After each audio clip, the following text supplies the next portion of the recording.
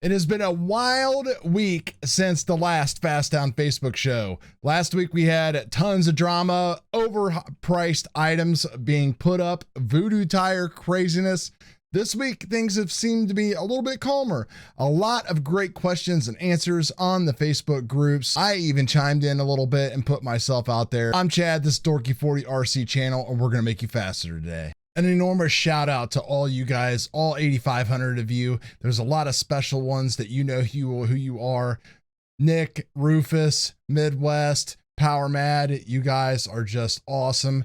Please check out all those guys' channels. They've got a lot of good stuff going on. Power Mad's been out there just helping everybody, dropping stuff. He's down in Florida just ripping it up. If you guys want to help me out, of course, leave a comment. Leave a like, and if you want to support the channel, you can do so by buying something from Amazon with one of the links below, or if you'd like to buy me a beer, you can also do that with the paypal.me link below. We're going to start with the Castle Mamba Monster X groups, which I just love it. Castle, I put the video out on the new motor. Many people are starting to run the Mamba X because they're getting tired of other top manufacturers' ESCs blowing up on them. I think it's great. I've been running Castles since the beginning, ever since I heard Mark Vine talk about it. Then I heard Mark Vine bail about it, and I have my reasons why. Castle is going to get the respect whenever a person wins. Unfortunately, they have an uphill battle against them because, of course, they are not throwing out free ESCs to all these people who are out at these races promoting this hobby. But there has been a lot of great discussion, and people are posting some awesome times with the new 1412 motor and the actual Mamba X 8S and 6S version of the ESC. Lots of great help and stuff going on here. My favorite Facebook group by far. There are starting to be a few more trolls creep in to the Nprc Facebook groups, I have noticed, but that's just the way these hobbies go. I figure we've got at least another good year before people are really, really crazy and everybody's an expert. And every time you post a comment, you're going to get a laughing emoji. But that's just the way life goes. Now, I see a lot of people discussing still breaking down between Futaba, M17. People have a hard time taking that plunge. I get it. I don't agree with throwing 270 to 300 bucks out there for a Fly Sky radio just because I have my own personal opinions from using their products in the past in the RC world. It's a tough discussion. I know it's a hard pill for people to swallow, but I think the evidence is still out there that if you want to be successful in no prep drag racing, that you are going to want the M17. Some people can do it with the Futaba, but I think the M17 and the amount of information that is out there, the amount of information that I've provided alone will make you successful. You do not have I've never seen anything like it where one little click of a certain setting, multiple settings that you could change in the radio will have such a dramatic effect on your car. Somebody this week actually even released a timing setup of how long it actually takes for a certain ramp speed when you adjust it. And the numbers are just great. Like, it's great to be able to have a radio that can consistently deliver the same value time after time after time. That's what I talk about, the stuff under the hood, the frame times, the consistency. I'm not talking about latency and all this stuff like that, even though all that is important too, because if you have a latent receiver, then you're not going to get your packets. People say, oh, well, we're only going 2 seconds. None of that matters. Well, FPV quad guys are going 10-second laps now. Believe me, it's going to matter, and it does. We just don't have a true way to like log it and prove it and show how all of that PWM stuff actually equals out to what your ESC is seeing, actually equals out to what your ESC is seeing when it's applying the timing and all that kind of good stuff. So let's get back to Facebook. You know, I love McLaren and I love the DRK. I think it's definitely the way to go if you don't want to get into the hobby too seriously. I know people would argue and say that it is a serious ESC, but man, they keep on blowing, you know, they have admitted that this is the same technology, just with a little bit of changes as far as wiring and a capacitor pack. Same FETs, same processing technology, everything. as the same ESC that's been out for years now. The DRK was actually an ESC that they had before that they literally changed the label on and put new firmware on it. I mean, it's just the truth. Clan drivers admitted that they used that older version of the non-DRK ESC with the DRK software for a significant portion of 2020 and 2021. So I don't really know what else to say about that.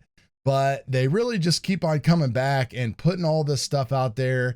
And it just seems like they're just like really, I don't know, like aggressive or attacking their customers by applying labels to saying don't solder new things on and don't do burnouts. Like, I don't see this stuff anywhere else. They really, I love it that they're taking care of people. If you blow something up and they'll give you an exchange for 150 bucks, I think that is totally fair. But that just needs to be the thing that they post every time. They don't need to keep on harping about this. They either need to be like R1 and say, we're not going to give you any warranty, or it's 150 bucks and no matter what. And they need to just quit whining about it and telling people what to do. People over at 5-Star just keep on going at it, and they just are testing machines. I wish they just put some of these products out, but look what they got coming out now. They have a street sweeper chassis going out, which is going to be a direct drop-in replacement for your DR10 parts. So this is great. This is like the brisket that I run. It looks like it's a little bit wider, maybe kind of the same design. I'm sure they're going to do a great job with it, and they might even find a way to add other of their option parts to this chassis. So that's just fantastic. They keep working on their actual waterfall brace replacement, which I cannot wait to get. It's somewhere down here on the page. Right here, you can see this. That way I can get rid of that last little piece that I have there. Quite honestly, I don't really know how much of a difference it's going to make having the carbon fiber versus the aluminum and the 3D print.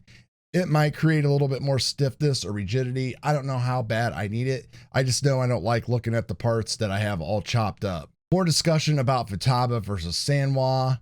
A lot of good information and discussion about the G calculation on the GNSS. Don't really know if a lot of that could be proven off of an $8 GPS that's inside there. You know, that's sold to us for quite more money. I don't really trust the GNS a whole lot. I've seen times vary significantly, even on my own, and putting two in the car and they read different and everything. So just, I don't know. Looks like Todd's car keeps getting lower and even more chopped up, which is awesome. And here is definitely the story of the week. The new Corvette Protoform body. I mean, the thing looks like the Batmobile. They're going to sell an actual pre-cut wing that you can buy to put on this thing. It looks super awesome to me. Like, I can't wait to actually get a hold of it. You can see that they did do away with that hood scoop and everything. And interestingly enough, looking at Protoform, they've got this awesome Nissan Kit that I never even knew. There's their wing right there. But yeah, here you go. Check this out. So here is the actual Pro Mod clear body for no prep drag cars. I think it looks pretty cool. A little something different for everybody, which is always a good thing. So some people will have that and some people will want to run the vet body. And then there's the actual wing that you can pre-order as well, which I believe is going to be able to bolt on to any of their bodies, including this one right here. If we take a look at how that's going to look. So that looks pretty nice. I'm really liking the way that that looks. But then there's the bitty body that everybody is still loving. There's all these awesome bodies from Drive RC. Like, we are at a good place now where hopefully people can develop, and we're going to be getting these new bodies all the time. It will be great to have something besides Corvettes. I mean, I've had so many of them. I painted them every color that you can paint the things. I'm ready to rock and roll something else for sure. I got the Firebird body, but it's just not my style. I'm not that old school 80s rock and roll kind of guy. So that is going to do it for this week's show, guys. A lot going on. I appreciate every one of you guys Thank you so much for all that you've done for the channel and for me, helping me get through this tough period right now where I'm totally injured. I meet with a surgeon on Friday, so we will see how things go. Until then, thanks a lot, guys, and peace.